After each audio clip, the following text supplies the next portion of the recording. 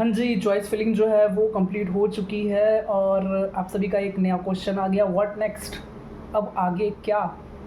Seat acceptance, seat allotment, payment, admission fees गई तो वापस आएगी या नहीं आएगी? सीट नहीं मिला तो क्या होगा? सीट मिल गया तो फ्रीज़ या फ्लोट? फ्रीज़ या फ्लोट करूँगा तो एडमिशन फ़ीस देना होगा या नहीं? डॉक्यूमेंट वेरिफिकेशन के लिए जाना होगा या नहीं? बहुत सारे क्वेश्चंस हैं जिनके जवाब आपको इस वीडियो में मिलने वाले हैं। तो सबसे पहली बात तो ये कि ये जो वीडियो होने वाली है, कॉपी पेन पे मैं ले जाके आपको एक एक चीज़ बहुत ही अच्छे से एक्सप्लेन कर दूंगा। उसके बाद की बात ये है कि अगर आपको इस वीडियो से आपके डाउट सॉल्व हो जाते हैं, आपको ये वीडियो देख के बहुत ही अच्छा लगता है, आपको सारी चीज़ें समझ में आ जाती हैं, तो कमेंट्स में कुछ प्यारा सा कमेंट कर देना, ठीक है, जिससे मैं आपको एक हर्ट वाला रिएक्शन दे सकूं, ठीक है। तो चलो अब इसी के साथ इस वीडियो को मैं आगे बढ़ता हूँ। जैसे ही आपकी चॉइस फिलिंग कंप्लीट होगी, आपका जो सेकंड ऑप्शन आएगा वो होगा सीट अलॉटमेंट का, मतलब कि आपकी सीट अलॉटमेंट आएगी फर्स्ट राउंड की। अब सीट अलॉटमेंट आने के टाइम पे दो चीज़ें हो सकती हैं, या तो आपको कोई सीट अलॉट होगी या फिर आपको नहीं होगी। अगर आपको कोई सीट अलॉट नहीं होती है then you directly enters round 2 और वहाँ पे आपकी जो चॉइसेस आपने फिल करी हुई हैं चॉइस फिलिंग में वही की वही रह जाएंगी। मतलब कि राउंड 2 में आपके पास चॉइस फिलिंग का ऑप्शन नहीं होगा, जो आपने चॉइसेस भरी हैं वही राउंड 2 के लिए बन जाएंगी आपकी चॉइसेस। अगर आपके पास अलॉटमेंट आ गई, अगर आपके पास अलॉटमेंट आ गई फर्स्ट राउंड में, आपको 10,000 की पेमेंट करनी पड़ेगी। अब 10,000 की पेमेंट के बाद क्या करोगे आप? 10,000 की पेमेंट के बाद आपके पास दो ऑप्शंस होंगे, या तो आप फ्रीज़ करते हो अपनी सीट को या फ्लोट करते हो।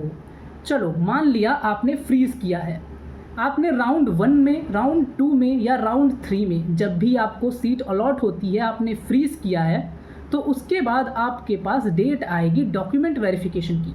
तो अब आपको उस डेट पे डॉक्यूमेंट वेरिफिकेशन के लिए जाना होगा। राउंड 1, राउंड 2, राउंड 3 किसी में भी अगर आपको सीट अलॉट होती है, आपने 10,000 पे कर दिया, आपने फ्रीज पे सेलेक्ट कर दिया, फिर आपको डॉक्यूमेंट वेरिफिकेशन के लिए जाना होगा। उसके बाद आपको वहाँ पे अपना डॉक्यूमेंट वेरीफाई कराना होगा, और अगर आपका सक्सेसफुल डॉक्यूमेंट वेरिफिकेशन हो गया तो आपको rest of the admission fees online पे करनी होगी। मतलब फर्स्ट ईयर की जो भी आपकी एडमिशन फ़ीस बनती है आपको वहाँ पे करनी होगी।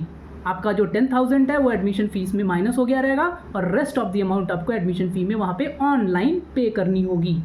ऑनलाइन पे करने के बाद आपको रिसिप्ट मिलेगा, एक आप वहाँ सबमिट करोगे और एक आप अपने पास रख लेना फर्दर आगे फ्यूचर के लिए, ठीक है ना, कि आपको अगर कोई भी दिक्कत होती है तो आपके पास रिसिप्ट हो कि आपने पेमेंट कर रखी है, ठीक है। अब आप अगर फ्लोट किए हो तब क्या करोगे? अब अगर आपने फर्स्ट राउंड में ही फ्लोट कर दिया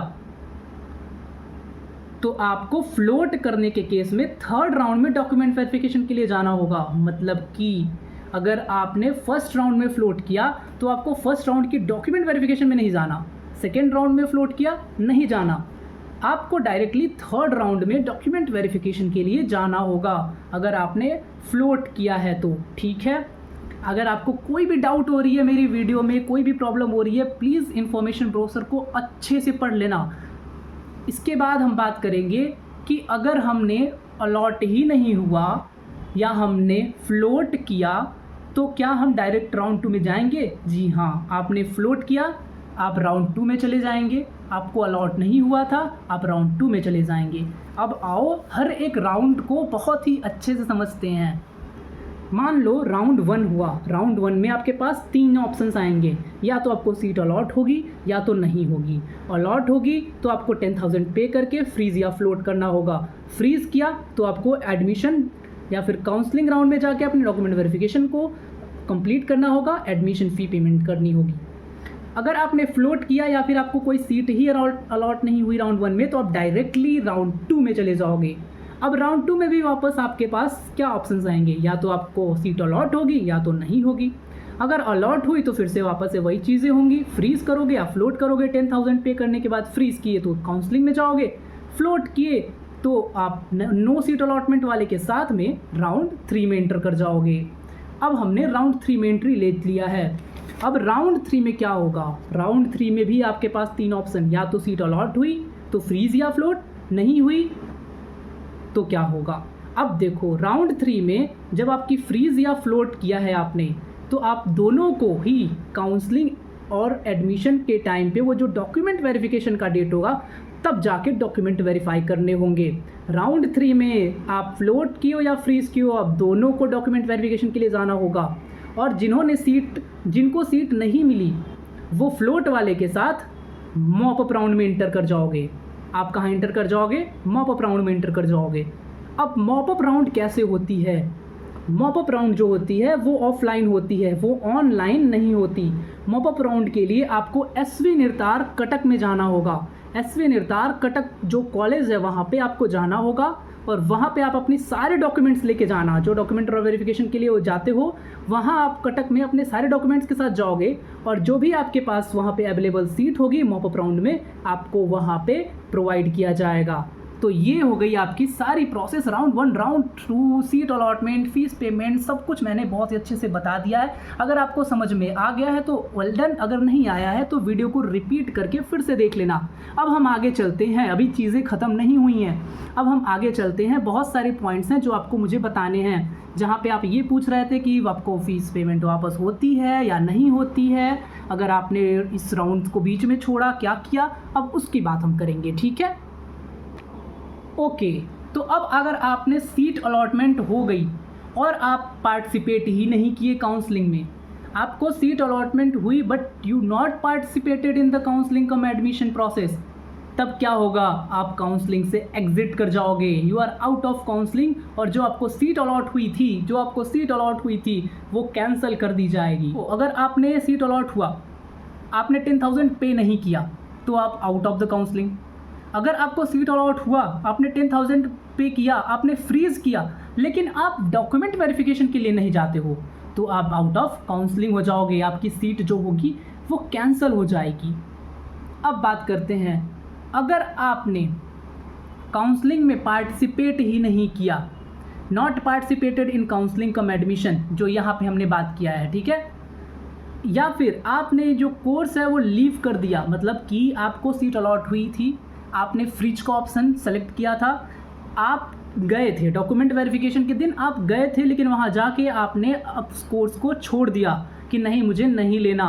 उस केस में आपको क्या होगा? जो आपने 10,000 पेमेंट की होगी उसमें से प्रोसेसिंग फ़ीस को डिडक्ट करके जो भी अमाउंट बनता है वो आपको वापस कर दी जाएगी। मतलब कि 10,000 में से जो भी प्रोसेसिंग फ़ीस है उसको डिडक्ट करके आपको वापस कर दी जाएगी। वापस कैसे होगी? आप जिस भी अकाउंट से वो पेमेंट किए रहोगे उसी अकाउंट में वो पैसे वापस आ जाएंगे। उसके बाद देखो, अगर आपका एडमिशन हो गया, अगर आपका एडमिशन हो चुका है, आपने एडमिशन फ़ीस दे दी है, आपने कॉशन मनी पे कर दी है, अब इसके बाद आपके पास आते हैं 3 ऑप्शंस। सबसे पहला तो आप जाके वो कोर्स कंप्लीट करो, मतलब कि आपने एडमिशन ले लिया है तो आप अपनी 4 साल की जो भी कोर्स है उसको कंप्लीट करो। वो कंप्लीट करोगे तो आपका जो कॉशन मनी है वो आपको रिफंड होगा after completion of the course. हर एक कॉलेज के कुछ कॉशन मनी होते हैं, तो वो मनी आपको तब वापस होगी जब आपने ये कोर्स कंप्लीट कर लिया होगा और आपको सर्टिफिकेट मिल जाएगा। अगर आपने कॉलेज में कुछ तोड़ फोड़ किया है, कुछ मिसबिहेव किया है, तो वो अगर आपने कुछ वहाँ पे प्रॉपर्टी डैमेज की है तो उस कॉशन मनी से वो अमाउंट डिडक्ट होके जो बचा रहेगा वो आपको मिलेगा, ठीक है। और अगर आपने बहुत ही सिंसियरली उस कॉलेज में परफॉर्म किया है तो आपको कॉशन मनी पूरी वापस हो जाएगी। इसके बाद आपके पास ऑप्शन आता है एडमिशन के बाद कि आपने विड्रॉ कर लिया। अब देखो, आपकी ऑनलाइन वेबसाइट पे आपके पास एक विड्रॉ का ऑप्शन होगा। आफ्टर आपने फ्रीज कर दिया है, आपको एडमिशन मिल गया है, उसके बाद आपके एडमिशन प्रोसेस में आपके ऑनलाइन जो भी आपकी स्टूडेंट लॉगिन आईडी है वहाँ पे आपको विड्रॉ का एक ऑप्शन मिलेगा। जब तक ये काउंसलिंग राउंड चल रहा है, मान लो आपने फर्स्ट राउंड में फ्रीज करके एडमिशन ले लिया, उसके बाद till 3rd round of counselling आपके पास एक विड्रॉ का ऑप्शन होगा। अगर आपने उस पर क्लिक किया है तो आपकी एडमिशन फ़ीस, आपकी कॉशन मनी, इनमें से प्रोसेसिंग फ़ीस को माइनस करके आपको सारा अमाउंट रिफ़ंड कर दिया जाएगा। वो रिफ़ंड कहाँ होगा? आपके उस बैंक अकाउंट में जिसके थ्रू आपने ये दोनों पेमेंट की हुई है, मतलब कि एडमिशन फ़ीस जो आपने पे की हुई है।